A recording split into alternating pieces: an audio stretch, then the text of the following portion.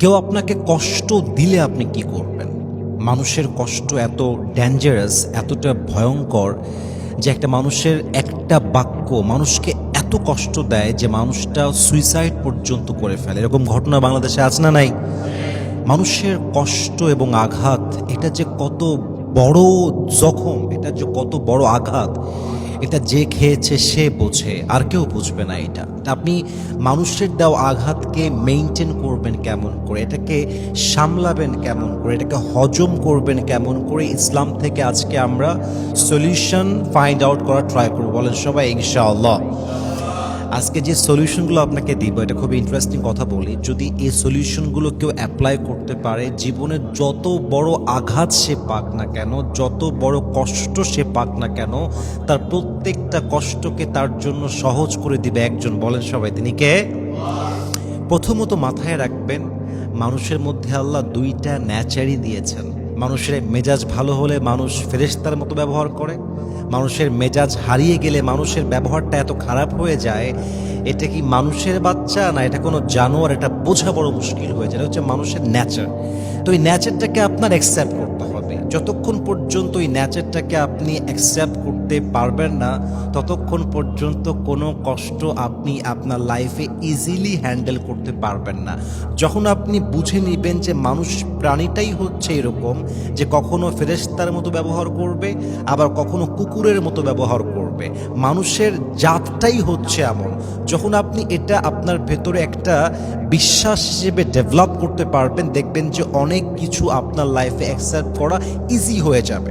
আসুন আমরা জেনে নেই কোন কোন বিষয়কে আমরা অ্যাপ্লাই করতে পারলে কষ্টের আঘাত আমাদের কমে যাবে। এটা আমরা এখন বলা ট্রাই করছি। নাম্বার 1, যখন মানুষ আপনাকে কষ্ট দিবে, সবচেয়ে বড় গুরুত্বপূর্ণ বিষয় হচ্ছে মানুষের দেওয়া কষ্টটাকে আল্লাহর রহমত হিসেবে গ্রহণ করবেন।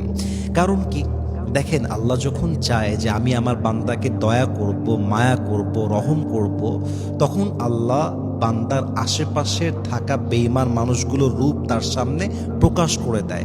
আজকে যে মানুষটা আপনার সঙ্গে এত বাজে ব্যবহার করলো, আপনাকে এত কষ্ট দিল, এত আঘাত দিল, আপনি কিন্তু তাকে পৃথিবীর সবচেয়ে আপন মানুষ মনে করতেন। কিন্তু সে যখন এত বাজেভাবে আঘাত করলো, কষ্ট দিল, এটা বোঝা গেল আসলে মানুষ আপনার আপন কেউ নয়। আপনার বন্ধু আপনার আসল মানুষ নয়, আপনার বউ আপনার জন্য আসল মানুষ নয়, আপনার বাবা মা পরিবার আত্মীয় স্বজন আপনার জন্য আপনজন আসলে কেউ নয়। আপন আসলে এক সত্তা। বলেন সবাই, তিনি কে? আল্লামা ইকবাল রহমতুল্লাহ আলাইহি লিখেছেন, ওয়াক্ত বুরা থা গুজর গয়া খামোশি সে, मगर जो अपने थे वो उतर गए दिल से। बुरे वक्त में जो साथ ना दे सके उनकी रोशनी भी अब झूठे लगे। मुश्किलें तो गुजर गई सब्र के साथ, मगर हम भी पहचान गए झूठे रिश्तों के साथ। वक्त तो गुजर गया, जख्म भी भर जाएगा, लेकिन बुरे वक्त ने मुझे जो सिखाया है वो हमेशा सबक बनकर अपने दिल में रह जाएगा। What an amazing words it is। উনি বলেন যে খারাপ সময় তো এক সময় কেটেই যাবে, কষ্টের আঘাত তো এক সময় সয়ে যাবে, রয়ে যাবে, কিন্তু যে মানুষগুলো আমাকে খারাপ সময় ছেড়ে দিল, কষ্ট দিল, আঘাত করলো, বেঈমানি করলো, এই মানুষগুলোর চেহারা আমি কখনো আমার জীবনে আর ভুলবো না। ঠিক কিনা বলেন আপনারা সবাই? অতএব মানুষকে যে চিনতে পারলেন কষ্ট পাওয়ার মাধ্যমে, আঘাত পাওয়ার মাধ্যমে, বেঈমানির মাধ্যমে, এটার জন্য আল্লাহর কাছে শুকরগুজার হবেন যে আল্লাহ তোমার কাছে শুকরিয়া যে আমার জীবনে কে আপন কে পর তুমি আমাকে শিখাই দিয়েছো। আল্লাহ তোমার কাছে শুকরিয়া, একমাত্র তুমি যে আপন, বাকি সব বেঈমান, তুমি আমাকে বুঝাই দিয়েছো। আল্লাহ তোমার কাছে শুকরিয়া, যেখানে আমি আমার জীবনটা আজীবন নষ্ট করতাম, তুমি আমার জীবনটাকে বাঁচায় দিয়েছো। কেউ আঘাত করলে কষ্ট পেয়ে ভেঙে যাওয়ার কোনো কারণ নাই, বরং কষ্টকে পুঁজি করে নিজের মাজার হাড়কে শক্ত করে এমনভাবে দাঁড়িয়ে যাবেন, যারা আপনাকে ছেড়ে গেছিল তারাই আপনাকে পাওয়ার জন্য আবার পাগল হয়ে যাবে। ঠিক কিনা বলেন সবাই আপনারা? এই জন্য মানুষের দেওয়া আঘাতকে, মানুষের দেওয়া পেইনকে, কষ্টকে, বেইমানিকে accepted as a mercy from your lord. এটা ইন্টারেস্টিং আয়াত বলি আপনাদের সবাইকে। এমন একটা আয়াত এখন শেয়ার করব, এই আয়াতের তর্জমা বুঝতে পারলে আপনার জীবনের প্রত্যেকটা কষ্ট 100 ভাগের 99% কমে যাবে। আল্লাহ তাআলা বলছেন, وعسى أن تكرهوا شيئا وهو خير لكم وعسى أن تحبوا شيئا وهو شر لكم والله يعلم وأنتم لا تعلمون আল্লাহ বলছেন মাঝে মাঝে কোনো একটা বিষয় দেখে তোমার এমন মনে হয় যে এটাই আমার জন্য সবচেয়ে পারফেক্ট, এটা হলেই আমার জীবনটা পারফেক্ট হবে, এটা পেয়ে গেলে আমার জীবনটা বেস্ট হবে, and you think this is the best option for you and you believe this is the perfect option for you. তোমার মনে হয় যে এটাই আমার জীবনের সেরা জিনিস, কিন্তু আল্লাহ বলছেন এটা সেরা নাও হতে পারে। আবার মাঝে মাঝে মনে হয় this is not perfect for me, এটা আমার জন্য ভালো হয় নাই, এটা আমার জন্য ভালো নয়। কিন্তু যেটা তোমার কাছে ভালো মনে হচ্ছে না ওটার ভেতরেও তোমার জন্য কল্যাণ রাখতে পারে এক সত্তা। বলেন সবাই তিনি কে? এবং আল্লাহ বলছেন আল্লাহু ইয়ালামু ওয়া আনতুম লা তা'লামুন, your knowledge is limited but my knowledge is not limited। এই আমার যে জ্ঞান অর্থাৎ আল্লাহর জ্ঞান এটা লিমিটেড জ্ঞান নয়। my knowledge is not limited, your knowledge is limited। তুমি যা জানো, তুমি এখনকার পরিস্থিতি দেখতে পাচ্ছ, কিন্তু ভবিষ্যতে কি হবে, আগামীতে কি হবে, আগামীকাল কি হবে, ভবিষ্যতে কি হতে পারে এটা মানুষ জানে না, এটা জানে এক সত্তা, তিনি কে? তো আজকে যে আপনাকে কষ্ট দিয়েছে মনে হচ্ছে এটা আমার জীবনে অনেক খারাপ হয়েছে, এর চাইতে খারাপ কিছু আর কিছুই হতে পারে না। আজকে আমার প্রিয় মানুষ আমার সঙ্গে বেইমানি করেছে, আজকে আমার স্বামী বেইমানি করেছে, আমার আব্বা আম্মা খারাপ ব্যবহার করেছে, আমার বন্ধু বেইমানি করেছে, আমার ওয়াইফ বেইমানি করেছে, এটা এত খারাপ আমার লাইফে, এটার চাইতে খারাপ আর কিছুই হতে পারে না। কিন্তু হতে পারে এর মাঝে আপনার জন্য একটা বড় কল্যাণ রেখে দিয়েছে একজন, তিনি কে? অতএব চামড়ার চোখে যা দেখা যায় ভেতরে তা নাও হতে পারে। যা তোমার ভালো মনে হয় তা খারাপ হতে পারে, আর যা তোমার খারাপ মনে হয় তা তোমার জন্য কল্যাণকর হতে পারে। ঠিক কিনা বলেন আপনারা সবাই? So accept the pain in your life as a mercy from your Lord। মানুষের দেওয়া কষ্ট, আঘাত, যন্ত্রণা, বেইমানি আল্লাহর দেওয়া রহমত হিসেবে গ্রহণ করবেন, নাম্বার 1। নাম্বার 2, যে আপনাকে কষ্ট দেয়, প্রতিনিয়ত আঘাত করে, যে আপনার সঙ্গে বেইমানি করেছে, চিট করেছে, এই মানুষটার প্রতি মায়াটা কাটিয়ে ফেলেন। যতক্ষণ পর্যন্ত মায়া কাটাতে না পারবেন ততক্ষণ পর্যন্ত আপনার এক্সপেকটেশন লেভেলটা কমবে না। মানুষ যার প্রতি তার মায়া কাজ করে তার প্রতি তার এক্সপেকটেশন লেভেলটা অনেক হাই হয়। দেখবেন যাকে দেখে আপনার প্রচণ্ড মায়া হয়, প্রচণ্ড ভালোবাসা হয়, এই মানুষটা আপনাকে ইগনোর করলে কষ্ট লাগে। এই মানুষটাকে মেসেজ দেওয়ার পরে যদি ডেলিভার্ড হয় কিন্তু সিন না হয় কষ্ট লাগে।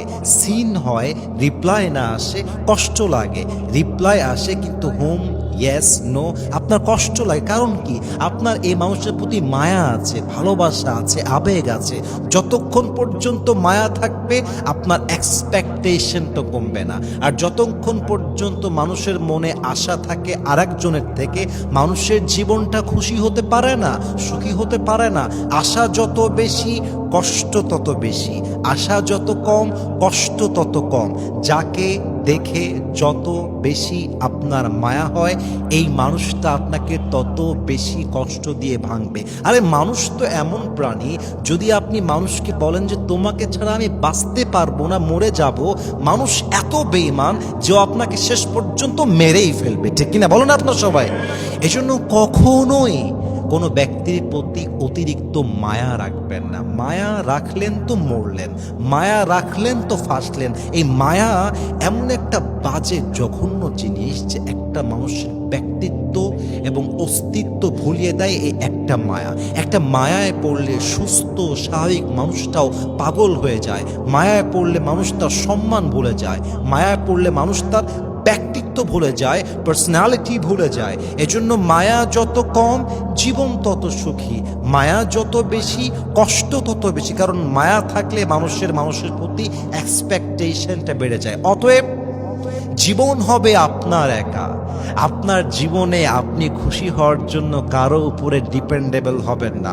আপনার হৃদয়ের চাবি আপনার কাছে। আপনি একা থাকলেও খুশি, কারোর সঙ্গে থাকলেও খুশি। কেউ কষ্ট দিলেও খুশি, কেউ কষ্ট না দিলেও খুশি। কেউ সঙ্গ দিলেও খুশি, সঙ্গ না দিলেও খুশি। আরে আল্লাহ আমার সঙ্গে থাকলে কারো দরকার আমার নাই, আর সবাই আমার সঙ্গে থাকলো, আল্লাহ আমার পর হয়ে গেল, ওই সঙ্গ আমার দরকার নাই। जिससे अल्लाह मिला और कुछ भी ना मिला उससे सब कुछ मिला, और जिससे अल्लाह ही ना मिला फिर उसे सब कुछ मिल गया, दर हकीकत उसे कुछ भी ना मिला। অতএব আমার আশা, আমার চাওয়ার জায়গা, আমার পাওয়ার জায়গা মানুষ নয়। আমার ভালোবাসার আসল জায়গা মানুষ নয়। আমার পাওয়ার জায়গা, চাওয়ার জায়গা, আশার জায়গা এক সত্তা। বলেন সবাই, তিনি কে? এজন্য কখনো কোনো ব্যক্তির প্রতি অতিরিক্ত মায়া রাখবেন না। বলেন সবাই ইনশাআল্লাহ।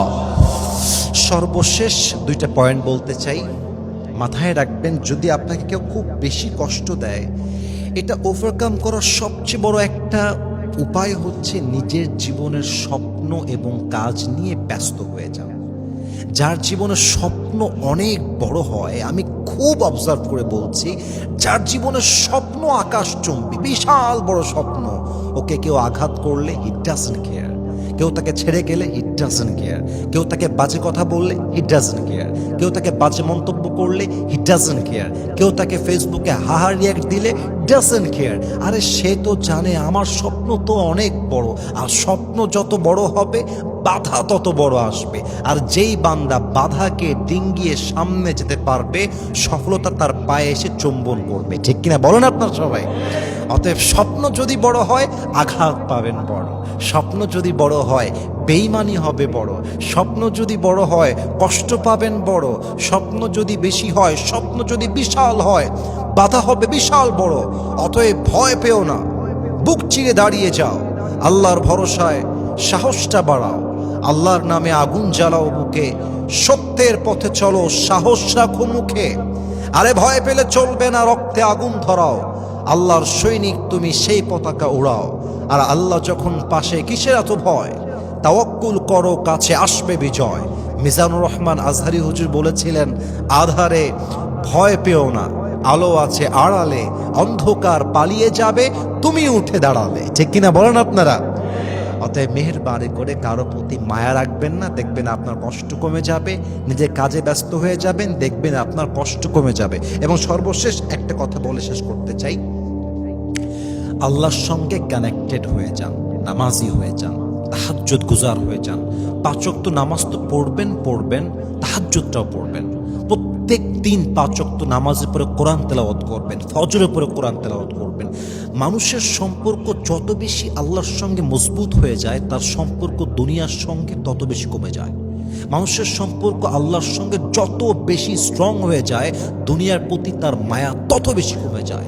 নবীর প্রতি যার ভালোবাসা বেশি বেড়ে যায়, তার হৃদয়ে মানুষের প্রতি এক্সপেকটেশনটা তত কমে যায়। আল্লাহর কাছে যে চলে যায়, দুনিয়ার মায়ার থেকে সে দূরে চলে যায়, তখন তার কাছে একটা জিনিসই মনে হয়, আল্লাহ খুশি সব ঠিকঠাক, আল্লাহ নারাজ সব নষ্ট, আল্লাহ আছে সব আছে, আল্লাহ নাই কিছু নাই।